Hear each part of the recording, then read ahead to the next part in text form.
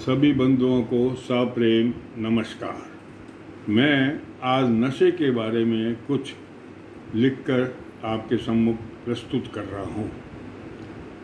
मेरा नशे पर लिखने का उद्देश्य यही है कि यदि मेरी जो बातें मैंने नशे करने वालों को सावधान करके लिखी हैं, यदि उन पर वे अपना ध्यान दें और उसको त्यागने का मन बना लें, तो मैं अपना आप को धन्य समझूंगा और समझूंगा कि मेरा लिखना सार्थक सिद्ध हुआ। अब मैं पहले आपको दो लाइनें या दो पंक्तियों में उन नशे वालों के लिए बात कर रहा हूँ कि जो ये कहते हैं कि साहब पीना बहुत ज़रूरी है और पीने से हमें ये आराम मिलता है। पहले उन लोगों की दो पंक्तियों में बात मैं करना चाहता हूँ और वो इस तरह है। जिसने कभी नशा किया ही न हो, जिसने कभी नशा किया ही न हो, वो जीना क्या जाने, नशा कर और मस्ती से जी।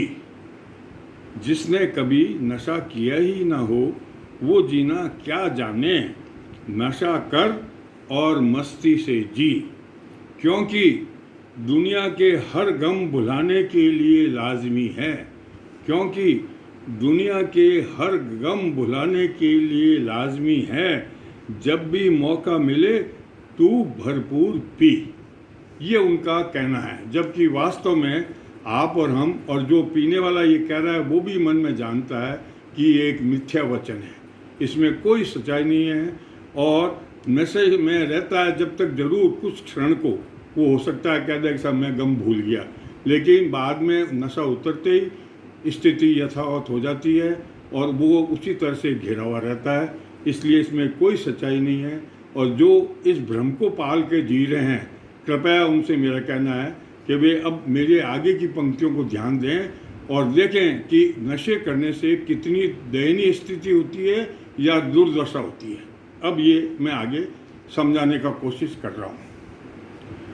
परिवार के हर शख्स को रोता बिलखता छोड़, परिवार के हर सदस्य को रोता बिलखता छोड़, ठेके पे जाना बदस्तूर जारी है। परिवार के हर सदस्य को रोता बिलखता छोड़, ठेके पे जाना बदस्तूर जारी है।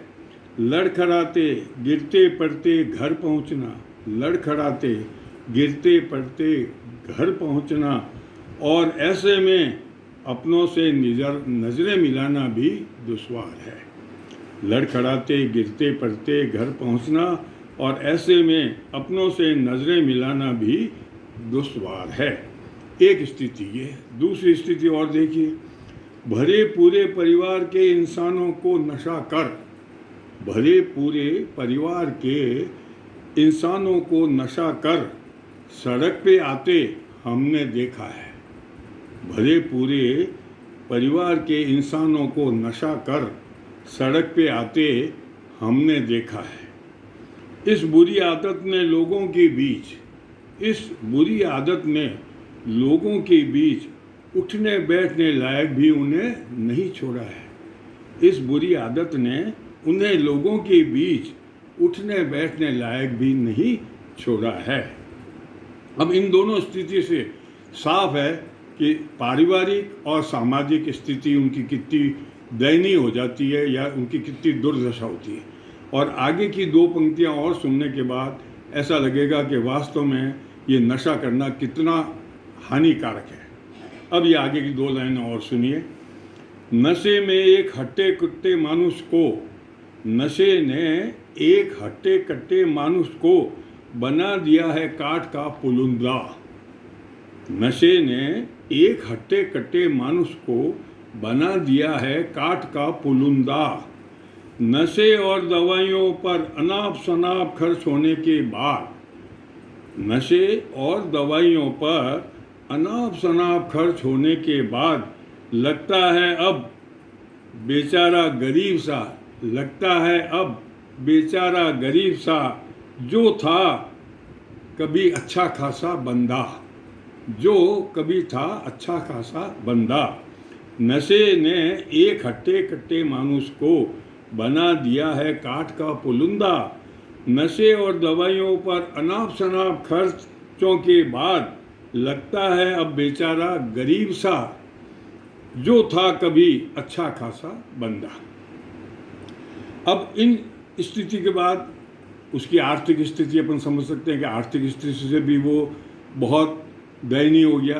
तो जो आदमी सामाजिक, पारिवारिक और आर्थिक दृष्टि से उसकी जब दुर्दशा हो जाए तो उसकी कल्पना हम आराम से कर सकते हैं कि उसका जीवन कैसे गुजरेगा या वो अपने परिवार वालों को कैसे संभाल के रख पाएगा।